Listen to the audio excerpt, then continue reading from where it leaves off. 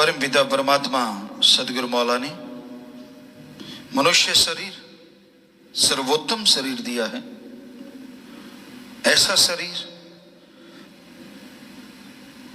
जिसका बराबरी, जिसकी तुलना किसी और से नहीं की जा सकती।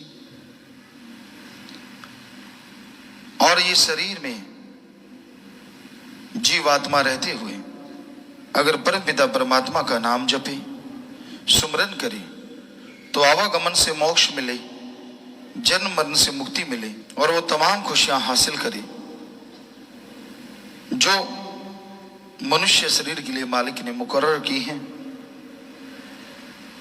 इंसान चाहे तो इंसान से भगवान तक का सफर तय कर सकता है, पर यह तभी संभव है अगर इंसान अल्लाह वाहिगुरु राम का नाम जपे।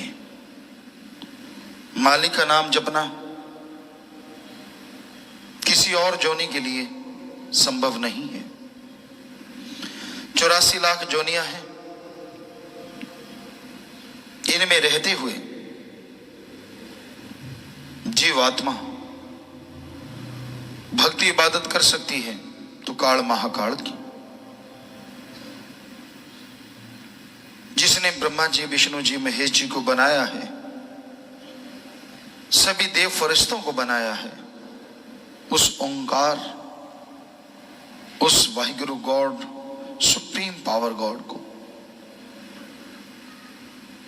सिर्फ और सिर्फ मनुष्य ही देख सकता है, मनुष्य ही उसकी भक्ति कर सकता है और किसी के लिए संभव नहीं है।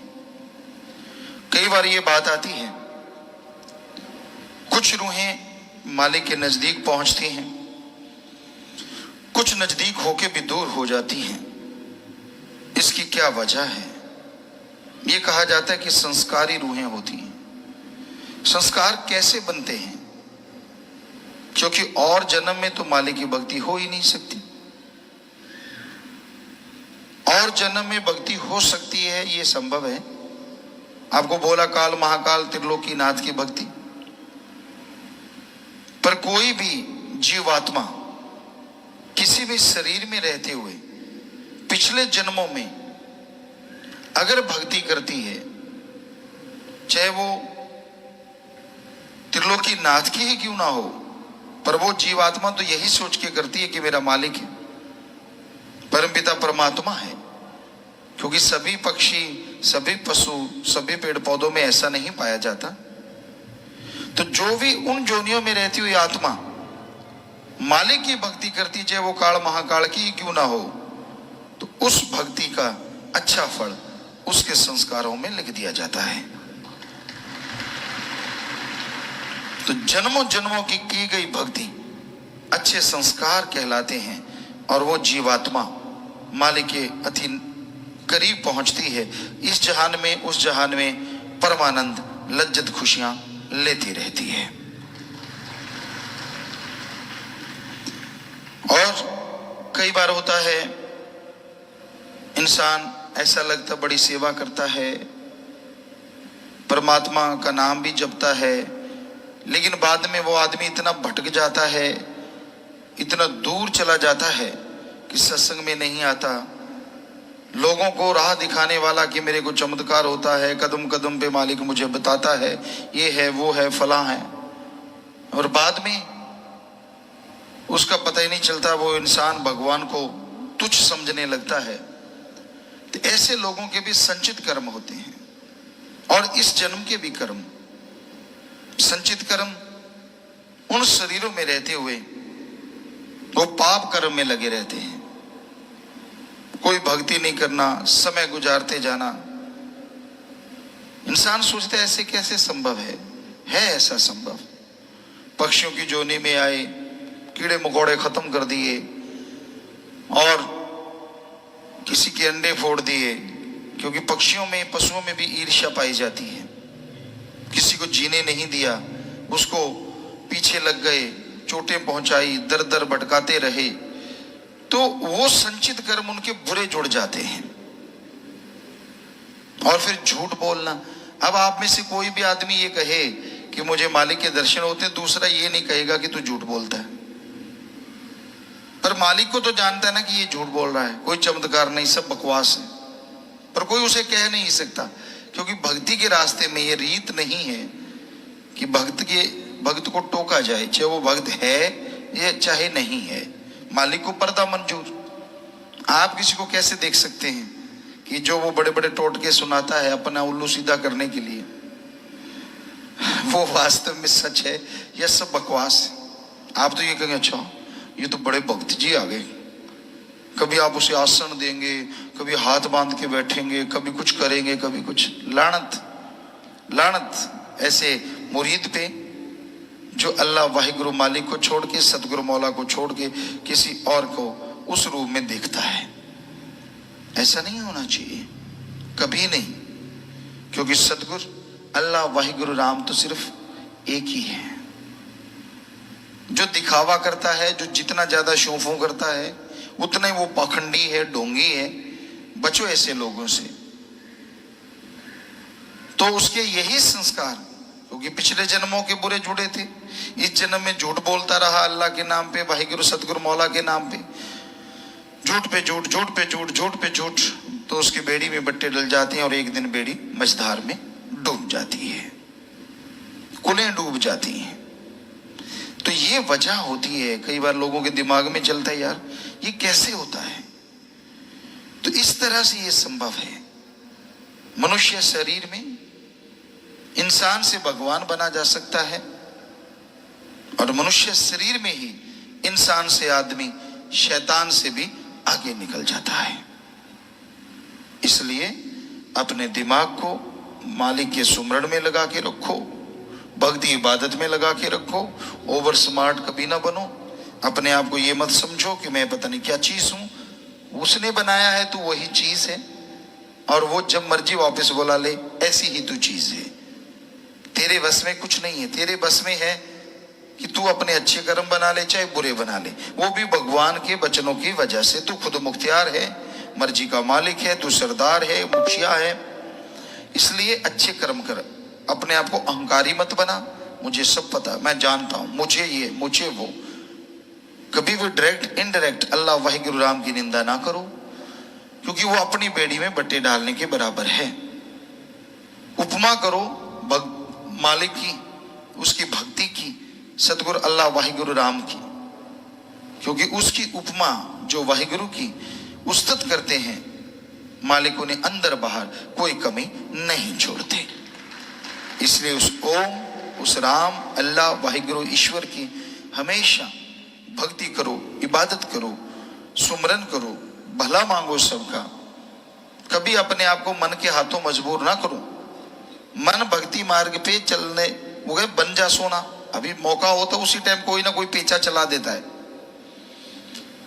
पतंग उड़ाया करते थे हम लोग, राजस्थान के उस एरिया में कोई पतंग उड़ाना नहीं जानता था। 1972-73 की बात है।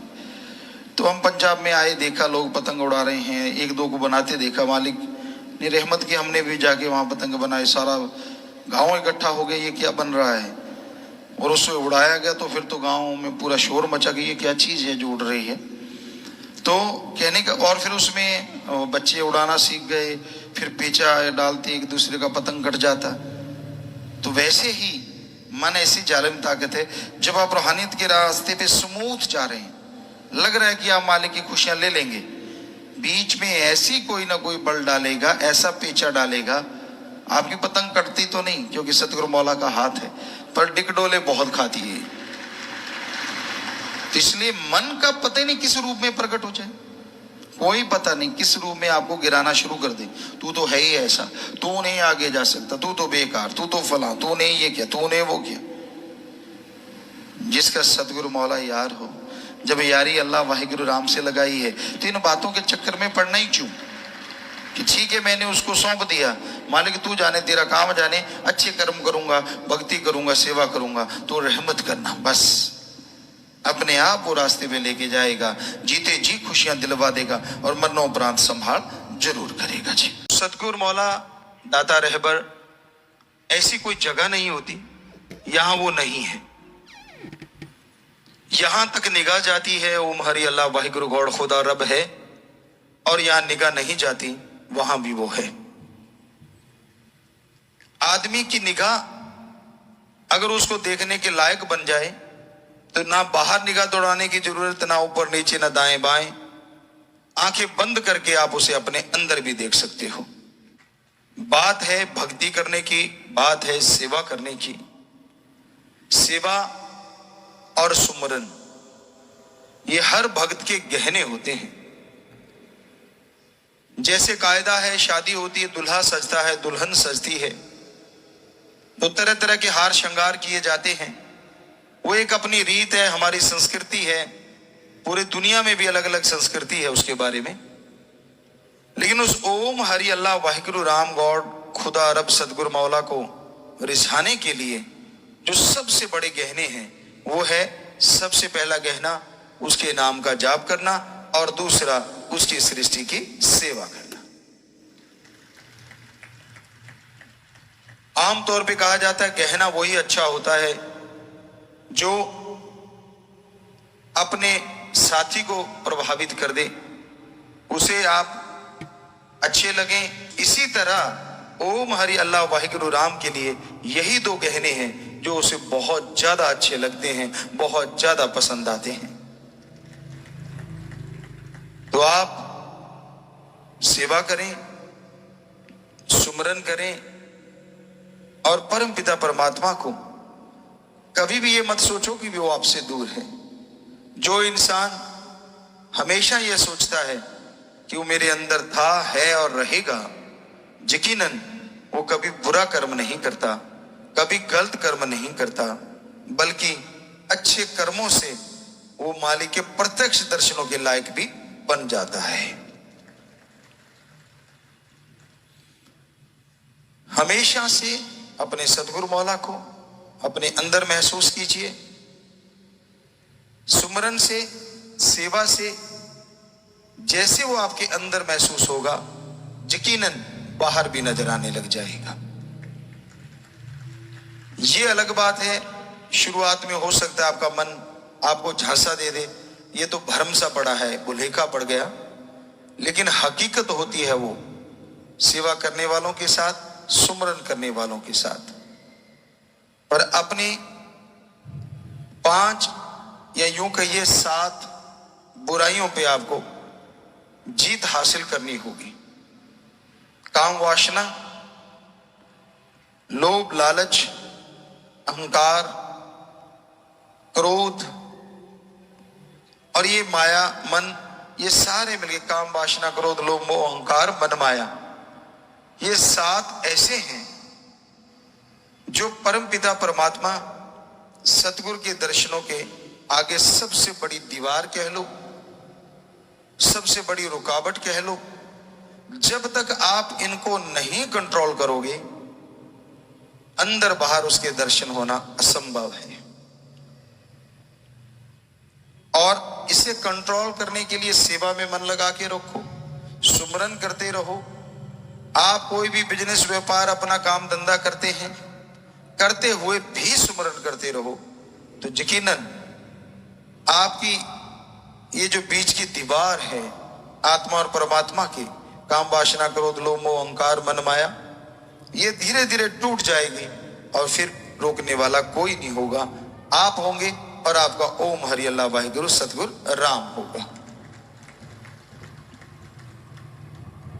इस कलयुग में यहां बुराई का बोलबाला है, यहां देखना गलत है, बहुत सारी चीजें गलत आदमी देखता है, सुनता गलत है, यहां तक कि बोलता भी गलत है।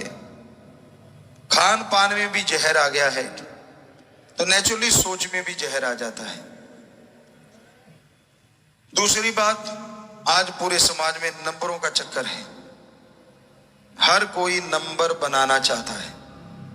हमें तो नहीं लगा कोई जगह ऐसे अछूती होगी, चाहे वो छोटा घर ही क्यों ना हो, चाहे कोई बड़ा दफ्तर ही क्यों ना हो, नंबरों का चक्कर बहुत बड़ा है। हर आदमी चाहता है कि काम करूं तो मेरा नाम होना चाहिए। वो दूसरों को अपने साथ जोड़ता है, उनसे पूछ के खुद के नंबर बनाता है और उनका नाम तक नहीं लेता। तो ये नंबरबाजी ने घरों को भी बर्बाद किया, समाज में भी ये घातक है, क्योंकि दूसरे के कंधे पे पैर रख के लोग आगे निकल जाते हैं और वो अपना कंधा सहलाता रह जाता है। तो कभी भी नंबरबाजी नहीं होनी चाहिए।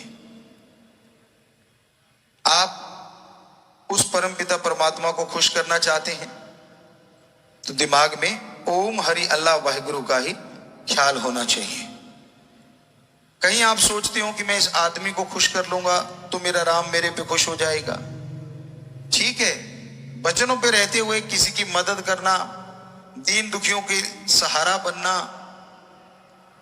किसी भी दिव्यांग का साथ देना, ये भगवान तक जाने के रास्ते हैं।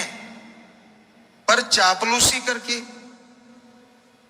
या आप सोचे किसी बंदे को खुश करके चापलूसी के दायरे में उसकी वाह वाह करके, उसकी बड़ाई करके आप परमात्मा तक पहुंच जाएंगे तो आप अपना जीवन बर्बाद कर रहे हैं। आपको आजाद बनाया है परमात्मा ने, गुलाम नहीं। आजादी से सोचिए। और सूफियत में, रूहानियत में मुरीद गुलाम होता है अपने ओम हरि अल्लाह सतगुरु राम का, बीच में और किसी का नहीं। तो कौन क्या है वो उसके कर्म होंगे, पर आपने तो अपने कर्मों को सही करना है। आपने अपने अच्छे कर्म बनाने हैं। तो जो कोई भी आगे बढ़ रहा है उससे खुश हो जाओ, पर इसका मतलब ये नहीं कि आप पीछे रह जाओ। आप भी आगे बढ़ने के लिए जोर लगाओ, आगे बढ़ने की कोशिश करो। सोर्स मत ढूंढो कि मैं इसके द्वारा आगे बढ़ूं। हालांकि सोर्स होते हैं, दुनियादारी में तो बहुत सारे होते हैं कि इसका सहारा लिया, फिर उसका आगे बढ़ गया, उसका लिया, उसका आगे बढ़ गया। लेकिन राम नाम के यहां एक ही सोर्स है, सुमरन और सेवा, अपने विचारों का शुद्धिकरण। जैसे विचार शुद्ध हो जाएंगे बस फिर तो देर ही नहीं लगती आमने सामने होने में, रूबरू होने में। तो विचारों का शुद्धिकरण बेहद जरूरी है। अपने विचारों पे कंट्रोल करना बहुत जरूरी है। जरा सी कोई चीज देख के आप ललचा जाते हैं, जरा से सुख के लिए, क्षणिक आनंद के लिए आप परमानंद को ठोकर मार रहे हैं। जीवा का स्वाद है, इंद्रियों के भोग विलास का स्वाद है, यह क्षणिक होता है, परमानेंट नहीं होता। और ओम हरि अल्लाह वाहिगुरु राम के दर्श दीदार, उसकी भक्ति का जो आनंद है वो परमा आनंद है, जो कभी कम होता ही नहीं, हमेशा बना रहता है। इस जहान में ही नहीं, अगले जहान में भी बरकरार रहता है। तो क्या आपका दिल नहीं चाहता कि यार जीवा के स्वाद के लिए कितनी दुनिया मर गई, इंद्रियों के भोग विलास के स्वाद के लिए कितनी दुनिया मर गई। तो वो जो परमानंद है, जो कभी कमी नहीं होता, क्यों ना एक बार जिंदगी में उसको चख के तो देख लें। कितनी चीजें आप टेस्ट करते रहते हो, आज मैंने ये खाया, मीठा रसगुल्ला खा लिया, कल को गुलाब जामुन, फिर जलेबी, ये वो फला हलवा। तो आपका जी करता रहता है कि चलो बदल के खाना चाहिए कभी कभार, कोई हर्ज भी नहीं। खाना भी जिसको जैसा उपलब्ध होता है वो खाने की कोशिश करता है, पर किस लिए? जीवा के स्वाद के लिए, आपकी संतुष्टि के लिए। तो जरा सोचिए, उस ओम में, उस राम में, उसकी भक्ति में, उसकी औलाद की सृष्टि की सेवा में जो परमानंद है वो कैसा होगा, जरा सोच के देखिए आप। तो वो परमानंद की प्राप्ति के लिए आप जरूर जरूर कोशिश किया करिए। और बड़ा आसान है, अब जितने भी पकवान हैं वो आप बाहर से लेके आते हैं, पैसा लगता है। जैसे अभी आपको बोला मीठा है, चरचरा है, नमकीन है, तो खर्चा तो करना ही पड़ता है ना। और हैरानीजनक बात यह है कि आपको परमानंद के लिए एक पैसा भी खर्च नहीं करना पड़ता। कोई धर्म, जात, मजहब नहीं बदलना पड़ता। कहीं आप सोचो इस धर्म में रह के शायद परमानंद जल्दी मिल जाएगा, जी नहीं। भगवान के लिए सारे धर्म, जात, मजहब एक है। क्योंकि मानस की जात सब है एक को पहचानो। हमारी जात सबकी एक ही है, कुटुंब है हम। पवित्र वेदों में, सनातन धर्म में पुरातन समय से ये लिखा हुआ मिलता है कि जितना भी संसार है वो कुटुंब है, यानी एक परिवार है। तो आप एक परिवार की तरह हैं। और जैसे ही सुमरन करते हैं तो प्रभु ये नहीं देखता कौन किस जात का है, किसने कैसे कपड़े पहने। हालांकि सफाई रखनी चाहिए, अच्छे कपड़े पहनो, कोई रोक टोक नहीं है, लेकिन परमात्मा देखता है कि ये जो तन रूपी कपड़ा है, इसके अंदर जो आत्मा रूपी जीव रहता है वो कितना पवित्र है, उसकी कितनी बात आप सुनते हैं और इस तन को कितना पवित्र कर लिया आपने पवित्र आत्मा से मिलकर। तो आपके विचार शुद्ध होंगे, आपके अंदर बाहर पवित्रता आएगी, तो मालिक कभी भी आपसे दूर नहीं होता। ये तो आपकी आंखों का भ्रम है, आपके मन का छलावा है। तो यूं लगता है कि मालिक हमसे दूर है। जी नहीं, वो कभी भी अपनी औलाद से छोड़ो, पूरी सृष्टि से कभी दूर जाता ही नहीं। वो तो कण कण में, जर्रे जर्रे में रहने वाला है। वो ओम, वो राम, वो अल्लाह, वाहिगुरु, सतगुरु मौला। कोई जगह ऐसी नहीं, एक तिनका भी ऐसा नहीं यहां वो ना रहता हो। आपके शरीर के कण कण में विराजमान है। पर कितनी हैरानी की बात है, आप शरीर के भोगों विलासों में पड़े हुए हैं, शरीर के रसों कसों में उलझे हुए हैं, और आत्मा रू रूपी जो जीव आपके अंदर आपको आवाज देता है, उसकी आप सुनना पसंद नहीं करते, उसको आप देखना पसंद नहीं करते। हालांकि हर किसी के अंदर एक आवाज आती है, जिसे आत्मिक आवाज कहते हैं, रूह की आवाज कहते हैं, जमीर की आवाज कहते हैं। वो हमेशा आपको, जब भी कोई पहली बार बुरा कर्म करता है, वो रोकती है, मत कर, गलत है। पर आपका मन जो है आगे से क्या जवाब देता है, सारी दुनिया कर रही है, तेरे एक बदलने से क्या फर्क पड़ता है, बस फटी पोंछ के रख दी मन ने। और जैसे आपने ये सोचा, आप इखलाक से गिर जाते हैं, वचनों से गिर जाते हैं, और जो खुशियों के हकदार आपको बन जाना चाहिए था, उससे वंचित हो जाते हैं। तो आपके अंदर परमानंद है, अमृत है, हरि रस है, और उसको पीने के लिए कोई पैसा पाई नहीं, कोई चढ़ावा नहीं। बस सुमन कीजिए, सृष्टि की सेवा कीजिए, एक दूसरे का सत्कार भी किया करो। जितने भी साथ संगत बच्चे हैं, पहले भी हमने कई बार दोहराया, जो सुन भी रहे होंगे, बड़ों का सत्कार करके तो देखो।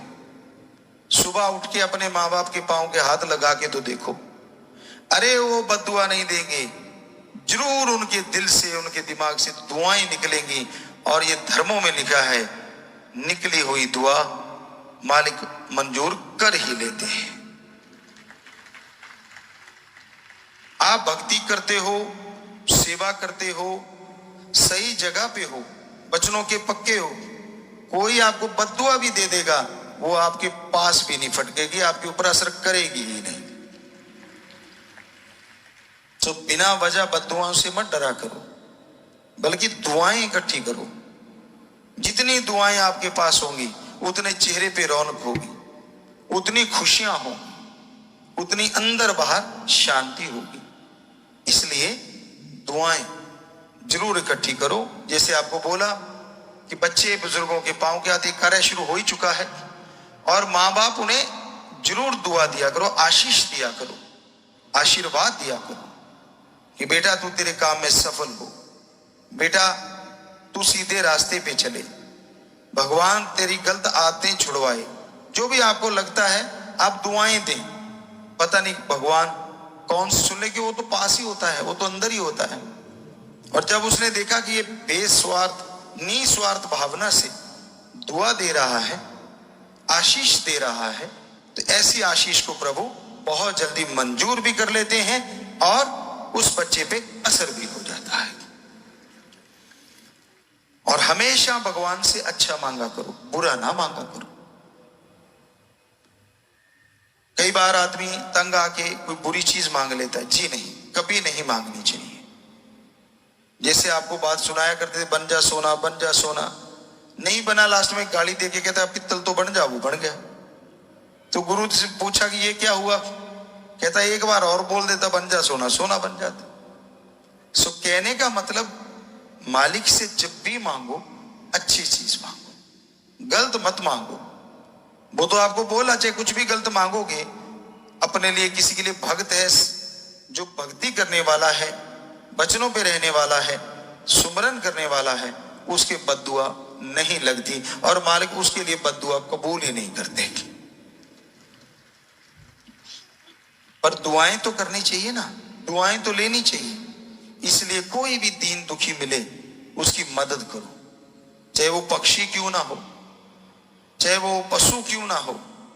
अब पशु कोई बीमारी से कराह रहा है और हमारे बच्चे साथ संगत राम अल्लाह वाहिगुरु गॉड खुदा रब को मानने वाले वहां से गुजर रहे हैं, आपको दिख भी गया कि यार ये पशु बेचारा तड़फ रहा है, क्या पता पानी का प्यासा और आपके पास एक बोतल पानी पिला दो और वहीं पे आपकी भक्ति मंजूर हो जाए। क्या पता भगवान किस रूप में कौन सी खुशी देने को बैठा हो। पर आपको लगता है यार शर्म सी आती है, क्या गाड़ी रोकनी, अब इसके लिए कैसे रोकेंगे, फिर लेट हो जाएंगे। वैसे चाहे कहीं कितने गप मारता रहे तब तो लेट नहीं होता।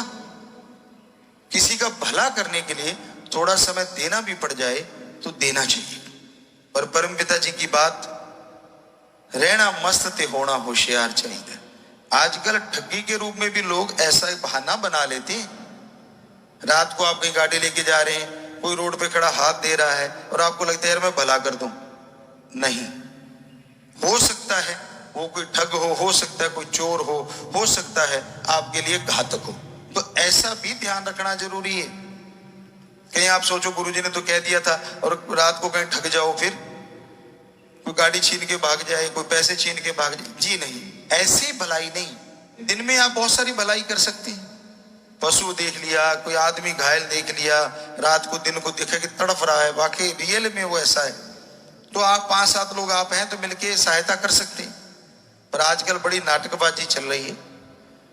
सो लोग ठगने के लिए नए नए तरीके भी बना लेते हैं कि ये रोक लेगा मेरे ऐसा करने से या ऐसा। तो थोड़ा सा इस तरफ भी परमपिता जी वाले वचनों पे भी ध्यान दिया करो। रहना मस्त ते होना होशियार चाहिए। मस्ती जरूर रखो लेकिन थोड़ी सी होशियारी भी होनी चाहिए, किसी की चुंगल में ना फंस जाएं आप। तो आज का टाइम ऐसा है, भला करना भी सोच समझ के करना पड़ता है। सो बेपरवाह जी के वो वचन, भला करने वाले भलाई किए जा, चाहे वो इस बॉडी में लिखे चाहे उसमें बात है कि उन्हीं का सब कुछ है। उन्होंने वचन किए थे, हम थे, हम हैं, हम ही रहेंगे। सच्चे मुर्शिद कामिल दाता रहबर के पाक पवित्र वचन भजनों के द्वारा आप सुनते हैं। बहुत ही शिक्षा, बहुत ही रूहानियत की सीधी सादी भाषा में गूढ़ बातें कही गई हैं। इंसान जिंदगी में अगर तमाम खुशियां चाहता है, अगर अंदर बाहर की चिंता को खत्म करना चाहता है, तो अपने पीर मुर्शिद कामिल की बात की सुने। ये कलयुग है, घोर कलयुग, और यहां पे लोग मनमते चलते हैं। गुरुमुखता और मनमुखता दो बातें होती हैं। गुरुमुखता, गुरमुख यानी जो पीर फकीर कहे उसके अनुसार चलने वाला। पीर फकीर क्या कहता है कि मेरे पांव धोआओ, मेरी सेवा करो, सवाल ही पैदा नहीं होता। गुरु पीर फकीर कहता है इंसानियत की सेवा करो, मानवता की सेवा करो, तन से, मन से और धन से। तन से जैसे ये शेड बना, अब इसको बनाने वाले जो मिस्त्री हैं वो यहां नहीं, वो रोजाना आके नहीं बैठते। रोजाना आके कौन बैठता है? भक्तजन। तो उन्होंने जो सेवा की है वो परमार्थ हो गया, तन से की गई सेवा। तन से सेवा की, मेहनत की, ये जितने भी फाइबर जो कुछ भी किया है, नीचे टाइलें, फर्श, जितने भी मिस्त्री ने जो भी सेवा की, तो ये कहलाती है तन की परमार्थी सेवा। धन साथ संगत पैसा निकालती है, शादी की खुशी में, फलां खुशी में, उनसे ये सारी बिल्डिंग वगैरह बनी या जो बना वो हो गई धन की सेवा। और आपसे मालिक करवा रहा है मन की सेवा, जो आप बैठ के सुनते हैं अल्लाह वाहिगुरु राम की चर्चा। तो ये एक उदाहरण है कि इसी जगह पे तीनों सेवाएं हुई हैं, तन, मन और धन। तो ये है तीन तरह की सेवा। आदमी सोचता कैसी होती है वो सेवा, यही होती है जो आपको बताया है। मन की सेवा थोड़ी मुश्किल सेवा है। सत्संग सुनना, अभी भजन वाणी चल रही होगी, कहीं आपस में चुगलियां करना, दूसरी को ये वो है, ये ऐसा है, फला वैसा है। क्यों अपनी भक्ति पे पैरों पे बट्टे मार रहे हो? अरे इस एरिया में जब आके बैठते हो, दुनिया और दीन की खबर छोड़ दो, सिर्फ अल्लाह राम मालिक से नाता जोड़ लो, फिर देखो कैसे नजारे मिलते हैं। ना जी, पढ़ के कट जाते हैं जो, वो नहीं टिकते। आम इंसान टिक जाता है, नया आता है यार, सब शब्द चल रहे हैं, तो वो परम पिताजी के शब्द वचन हैं, उस अल्लाह वाहिगुरु के वचन हैं।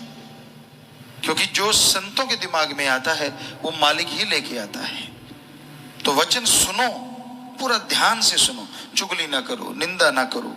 क्या मिलता है इससे? क्या हासिल हो जाता है? क्या आप बड़े हो जाते हैं? क्यों मुझे पता है दूसरों को पता नहीं है? क्यों नहीं शांत मते से भजनों को कानों में डालते? अरे सुमरन नहीं कर पाते, संत पीर फकीर के भजनों को ध्यान से सुन लो, अमल कर लो, तो भी जिंदगी में खुशियां ही खुशियां आ जाती हैं। तो ये है मन की सेवा।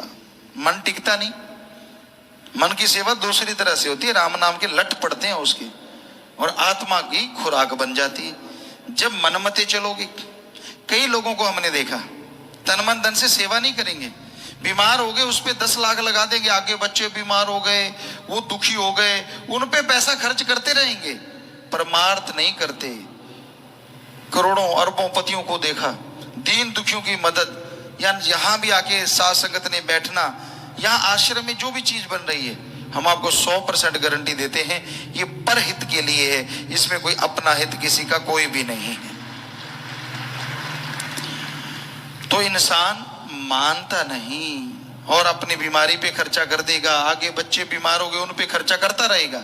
और कहा अगर वही खर्चा दीन दुखियों की मदद में लगाता तो जब तक वो जीते वो दुआएं आती, खुद बीमार ना होता, बच्चे आगे बीमार ना होते।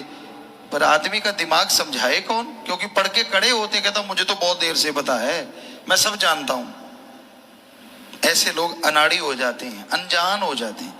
बेपरवाह जी ने एक शब्द में फरमाया है, दुनियादारी में सियाना पर रूहानियत में भक्ति में न्याणा है। भक्ति में तो छोटा है। अगर अच्छा बनना है तो तन मन धन से सेवा करो, दीन दुखियों की मदद करो, सुमरन करो, सत्संग सुनो। ये है मन की सेवा।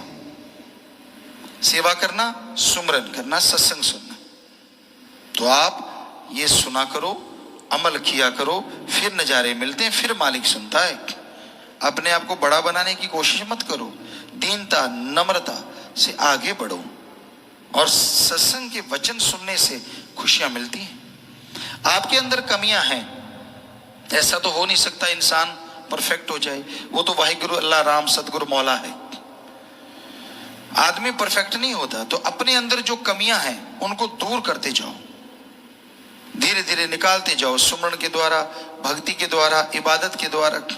जैसे जैसे वो कमियां दूर होती जाएंगी वैसे वैसे आप मालिक की दया में रहमत के काबिल बनेंगे और अंदर बाहर खुशियों से माला माल हो जाएंगे। अहंकार ना करो, अहंकार को मार पड़ती है। इस कलयुग में लोग क्या करते हैं?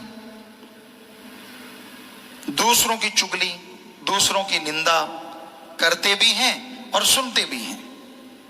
इतना गट्स नहीं होता, इतनी हिम्मत नहीं होती कि वो उनको रोक दें। मान लीजिए आपका कोई दोस्त है, वो अपने माँ बाप की निंदा करता है। अगर आप सच्चे दोस्त हैं तो उसे रोक दो। अगर आप चमचे हैं, कौली चट हैं, पंजाबी जो कहा जाता है, फिर आप हाँ हाँ करेंगे। क्योंकि आपको उसकी यारी से कोई लेना देना नहीं है, आप तो मतलब परस्त हैं। अगर सच्चे दोस्त हो तो रोको उसको, ए मूर्ख, तू माँ बाप की निंदा कर रहा है, तेरी रगों में भी उन्हीं का खून है, निंदा मत कर। अगर वो तुझे गलत काम करवाते हैं, तेरे सच्चे काम में साथ नहीं देते, तो चुप रहे, राड़ से बाढ़ अच्छी, अलग हो जा, अलग रहे, लेकिन उनका निरादर मत कर। ये है सच्ची दोस्ती, अगर सिखा सको तो। पर रोकते नहीं, भाई भाई बैठ के निंदा करेंगे, चर्चा करेंगे। निंदक की बात अच्छी लगती है, सतगुरु पीर फकीर की बात भाती नहीं। कई लोग ऐसे हो जाते हैं, अरे पीर फकीरों ने किसी से दाने नहीं लेने होते, उनका काम तो अल्लाह राम वाहिगुरु जाने, उसका काम जाने। वो तो सच्चाई, सच्ची बात कहते हैं, और सच्ची बात बिच्छू के डंक की तरह लगती है, कड़वी लगती है कि मुझे कहा, मैं तो सही, मैं तो बिल्कुल गलत नहीं। अगर गलत नहीं तो फिर तिल मिलाता क्यों है? अगर तेरे में कमी नहीं तो फिर उछलता क्यों है? शांत बैठा रहे। अगर कमी है तभी, क्योंकि स्पिरिट कभी बॉडी पे नहीं लगता। आप स्पिरिट ले लो, ऐसे ऐसे लगाते रहो, स्पिरिट का कोई पता नहीं चलेगा, लेकिन यहाँ जख्म है, वहां जलन होगी बहुत ज्यादा, दर्द भी होता है कई बार, ज्यादा ताजा जख्म हो तो। वैसा ही है भाई सतगुरु पीर फकीर के वचन। अगर आप में कमियां हैं तो वो वचन स्पिरिट की तरह वहां लगेंगे और आप तिल मिलाओगे, तो उसको दूर कर लो, क्योंकि स्पिरिट जख्म को ठीक करता है, खराब नहीं करता। वही बात है कि आप भी संतों के वचन सुनो, और आपको लगता है कि आपको कह रहे हैं तो आपको ही कह रहे होंगे अगर आप में कमी है तो, और उन कमियों को दूर कर डालो। तो निंदा चुगली ना तो सुनो, चाहे वो आपका यार दोस्त, माँ बाप, बहन भाई, कोई भी हो। अगर वो करता चुप करवा दो, फिर हैं आप सच्चे भक्त। बातों की खाने वाले तो बहुत हैं दुनिया में, चुप करवा दो, चुप भाई। अपना भाई भाई, बहन भाई का, बाप बेटे का रिश्ता है, अपनी जगह है, पर अल्लाह राम की निंदा मत करो। अगर ना हटे तो उठ के आ जाओ, साइड हो जाओ, फिर तो आए आप भगत। पर अगर आप चस्के ले लेके सुनते हो, और अल्लाह राम से ज्यादा आपको अपने यार दोस्त मित्र भाई बहनों पे ज्यादा यकीन है, तो फिर समझो आपका रगड़ा आने वाला है। क्योंकि जो बुरा होता है, पता नहीं काल किस रूप में आ जाता है। वो आपकी बहन बन के, भाई बन के, पिता बन के, माँ बन के, बेटा बन के, बेटी बन के, किसी भी रूप में आपको गुमराह करने के लिए, आपको भगवान के रास्ते से हटाने के लिए कभी भी आ सकता है, किसी भी रूप में। तो ऐसे लोगों से सावधान रहो। पीर फकीर बुरा बोलना तो क्या, किसी का बुरा सोचते भी नहीं, और अगर किसी को गर्भ में कुछ कह भी देते हैं तो कबीर जी के वचन है, संतों का क्रोध भी दाती, उसके साथ ऐसा होने वाला होता है जो वचनों से कट जाता है। और दुनिया का प्यार भी घाती। दुनियादारी के लोग जो आपसे प्यार करते हैं, वो हो सकता है वो घातक हो, आपसे कोई मतलब लेना हो, अपना उल्लू सीधा करना हो, तो ऐसे लोगों से सावधान रहो। तो पीर फकीर कभी बुरा सोचते नहीं, करना तो दूर की बात है। इसलिए दृढ़ यकीन रखो, सेवा सिमरन दृढ़ता से करते जाओ, क्योंकि वो आपका है। किसी के कहने से सेवा से ना रुको, किसी के कहने से सुमन करना बंद ना करो, क्योंकि उसका कुछ नहीं जाएगा, और फिर आप सोना बनते बनते कहीं पित्तल ना बन जाएं। इसलिए हमेशा ध्यान रखो, सेवा सुमरन आपका पर्सनल है, उसमें से कोई हिस्सा नहीं बटा सकता। वो आपको ही मिलना है, आपकी औलाद को मिलना है, आपकी कुलों को मिलना है। इसलिए किसी की उंगली पे चढ़ के सेवा सुमरन कभी बंद ना करें, बल्कि और ज्यादा करो, जितना कोई आपको रोके ज्यादा करो, ताकि जो लिखा होता मजदे अनुमच लेने दे। सो आप अपना सुमरन सेवा करते रहो, मालिक झोलियां भरते रहेंगे। इंसान दिन रात मारो मार करता फिरता है, भौतिकतावाद में, दुनियावी साजो सामान में पागल हुआ रहता है, और जो असली करने वाला कार्य है, जो दोनों जहां में काम आने वाला है, वो ओम हरि अल्लाह वाहिगुरु राम के नाम से दिन ब दिन इंसान दूर होता जा रहा है। आज जितनी चिंताएं हैं, टेंशन, भड़काव है, और इंसान बुरी तरह से परेशान, दुखी हैं, इन सब का मुकम्मल इलाज है राम का नाम। पर इनका कारण है वो भी राम का नाम, क्योंकि लोग जितना जितना राम के नाम से दूर हो रहे हैं उतने उतनी ये चीजें इंसान के अंदर बढ़ती जा रही हैं। बैठे बैठे कोई सोच आ गई, बुरी सोच में चल पड़ा, माया रानी का लोभ लालच किसी ने फेंक दिया, उसके पीछे चल पड़ा। जैसे पशुओं को जो जिम्मेदार भाई बैठे हैं, हमने खुद ये कार्य करते रहे हैं, वैसे तो सदगुरु की रहमत से हर नेक कर्म कर लेते हैं, लेकिन ये खेती बाड़ी में देखा कि पशुओं को पाला पोसा जाता है, तो कई बार कई पशु चाटे पे लग जाते हैं। अगर वो दूध नहीं देते तो उनको आटा कुछ मिक्स करके उनके आगे थोड़ा थोड़ा थोड़ा थोड़ा डालते रहते, एक डालता रहता है और दूसरा दूध दोहता रहता है। तो ऐसे ही इस घोर कलयुग में लोग माया के लिए पागल हुए पड़े हैं। दूध कोई और ही ले जाता है, पगला कोई और जाता है। तो भाई इस घोर कलयुग में काम वासना, क्रोध, लोभ, मोह, अहंकार, मन और माया, इनने सब जीवों को तड़फा रखा है। क्या पता किसके अंदर कौन सी भावना है। शुद्ध भावना से जो भी आता है वो ओम हरि अल्लाह मालिक की दया में रहमत के काबिल जरूर बन जाया करता है। पर आप ये नहीं कह सकते कि सभी शुद्ध भावना से आते हैं। एक सुंदर मकान आपको कई बार सुनाते हैं, बहुत खूबसूरत है, बहुत सुंदर प्लास्टर चढ़ा हुआ है, तो उसके ऊपर एक चींटी घूम रही है, और वो चींटी ये कहने नहीं आई कि ये प्लास्टर बहुत खूबसूरत है, बल्कि वो ये देख रही है कहीं तरेड़ मिल जाए और वो उसमें घुस जाए। पर राम नाम में कहीं कोई तरेड़ नहीं होती।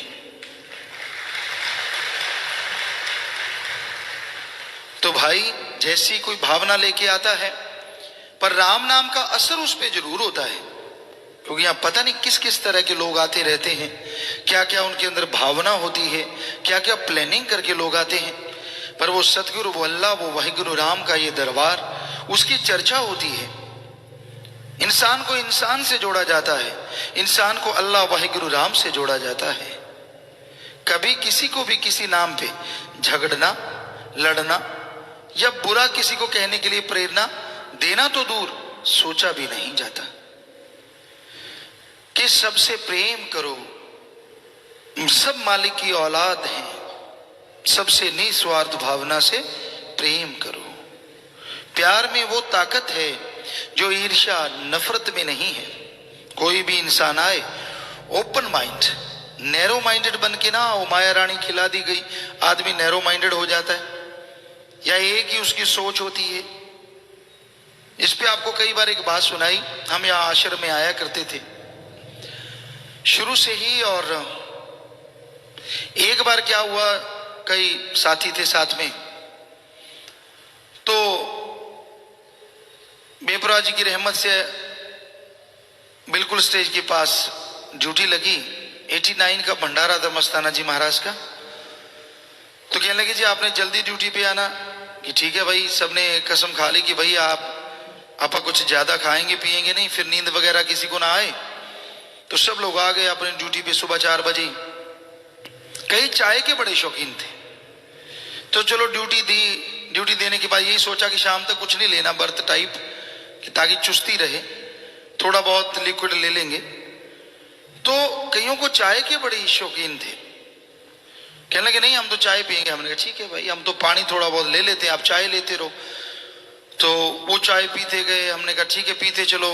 आपस में हंसने लगे कि ठीक है, एक दो ने राय करी कि भाई ना तो बाथरूम जाना है, सुबह ये कसम थी, ना कोई टॉयलेट वगैरह आप जाए हो, पूरी सेवा करेंगे, और अब वहीं जाके जब वापिस जाएंगे तो वहीं सब रफा हस्त पूरी करेंगे। अब हमने ना तो चाय पी और पानी भी नाम मात्र, तो वो पानी चाय पानी चाय। आपको पता ही है, इतना चाय पानी पिएंगे तो फिर होना क्या था, बाथरूम तंग करने लगा। शाम की ड्यूटी दी भंडारे के बाद से, और फिर चल पड़े। अब एक सज्जन, अब तो वो वहां के सरपंच भी बन गए थे, बिल्कुल अनपढ़ भोले भाले थे, तो बेपरवाही कहलवाने वाले हैं, वो करने वाला तो मालिक है।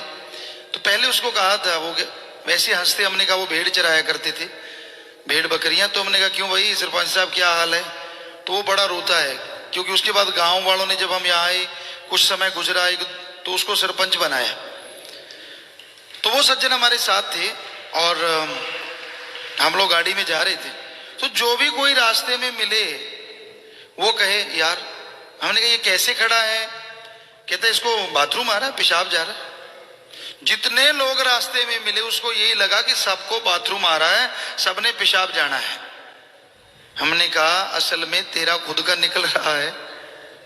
कहता कोई शक नहीं, जितनी उखलियां लगती हैं, हम्प लगते हैं, कहता 2-4 बूंद तो टपक जाता है। तो बड़े हंसते गए बेप्रवासी का नाम कि नहीं भाई सिमरण करो। तो हंसते रहे और बिल्कुल वहां जाके तो वो गिर ही गए कि नहीं मैं तो आगे नहीं जा पाऊंगा। तो कहने का मतलब लोगों को जैसे वो खुद होते हैं वैसा ही सब कुछ नजर आता है। कि आदमी खुद गंदी सोच लेके आता है, वो खुद गंदा है, माया रानी से कोई ऐसा उसका जाल बिछा है, तो उसको सब कुछ चारों तरफ ऐसा ही नजर आता है। सावन के अंधे को हरा ही हरा या काला ही काला, क्योंकि काली घटाएं देखी होती हैं, तो वैसा ही नजर आता है। जैसा आदमी खुद होता है सामने वाले को उसी तराजू पे तोलेगा, पूरा अकड़ के यूं मैं कुछ चीज हूं। होगा भाई, क्योंकि भगवान ने सबको दिमाग दिया, तूने अकेले ने नहीं सारा खरीद के लाया। थोड़ा दीनता रख, नम्रता रख। किसी धर्म में, किसी सभ्यता में, खास करके हमारे देश में किसी को यह नहीं सिखाया जाता कि आप अहंकार करो या खुद ही में बैठो या अपनी अलग इमेज बना लो या कुछ ऐसी थ्योरी माइंड में बिठा लो। ये ओपन माइंड आओ और जो जी करे सवाल करो, जो करे बात करो। तो ये घोर कलयुग है, ये भयानक कलयुग। या माया के यार हैं, मालिक का तो कोई उस अल्लाह वाहिगुरु से प्यार मोहब्बत करने वाला अब कोई नहीं है। अब तो लाखों करोड़ों में पहुंच चुके हैं, लेकिन पूरी अगर जनसंख्या देखें तो उसके हिसाब से तो कोई ही रह जाते। तो इस घोर कलयुग में, इस भयानक समय में लोगों को अलग से अपनी कोई सोच नहीं बनानी चाहिए। आइए सुमरन कीजिए, अल्लाह मालिक की भक्ति इबादत कीजिए, फिर देखिए कितना नजारा मिलता है, कितनी खुशियां मिलती हैं। तो मालिक का नाम जपने से ही तमाम खुशियां हैं। आप ओम कहो, अल्लाह कहो, वाहिगुरु कहो, राम कहो, गॉड खुदा रब कहो, जो मर्जी कहो। अब पानी आपने पीना है और पानी ने क्या करना है? आपकी प्यास बुझा देनी है। अब पानी कह लो, जल, नीर, वाटर, वाशर, आब, नीलू, नीरू, अनी, जो मर्जी नाम ले लीजिए। क्या पानी कहने से प्यास बुझेगी? अगर उसको जल कह दिया, नीरू कह दिया, तो क्या पानी से प्यास नहीं बुझेगी? बुझेगी, क्योंकि पानी ने तो अपना काम करना है, प्यास बुझा देनी है। तो उसी तरह ओम कहो, अल्लाह कहो, वाहिगुरु कहो, गॉड खुदा रब मालिक, कोई भी नाम लो, करोड़ों अरबों नाम है उसके, पर सच्चे दिल से लो तो उसने आपको अपना राह दिखा देना है, आपको अपने से मिला लेना है। तमाम गम चिंता परेशानियां खत्म करके दोनों जहां की खुशियों से, परमानंद से आपको लबरेज बना देना है। क्योंकि जैसा करो संग वैसा चढ़े रंग। जैसा संग करते हो, जैसी सोहबत करते हो, उसका असर लाजमी है। अपने वातावरण को चेक कीजिए, आसपास का वातावरण आपका कैसा है, कैसे लोगों में आप बैठते उठते हैं। अगर आप बुरी सोहबत करते हैं, बुरा संग करते हैं, मन का कोई भरोसा नहीं कब बाजी ले जाए। और अगर आप नेक पुरुषों का संग करते हैं, भले पुरुषों का संग करते हैं, तो आप पता नहीं कब बुराइयां छोड़ दें और कब मालिक के नूरी दर्शनों से परमानंद लज्जत से माला माल हो जाए। सो भाई, नेक सोहबत करो, अच्छे लोगों का संग करो, सुमरन करो, भक्ति इबादत करो, ताकि मालिक की तमाम खुशियां आपको मिल सकें।